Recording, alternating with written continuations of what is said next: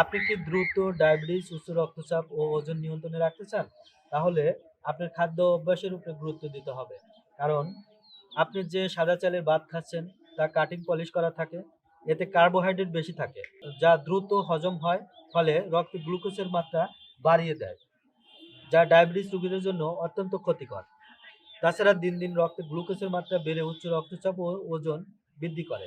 পাশাপাশি আমাদের এই লাল চালে থাকে উচ্চ fibre, vitamin B, magnesium, antioxidant বেশি থাকে, ফলে ধীরে ধীরে হজম হয় এবং রক্তে ধীরে ধীরে গ্লুকোজের মাত্রা বাড়ে, যার কারণে ডায়াবেটিস নিয়ন্ত্রণে থাকে।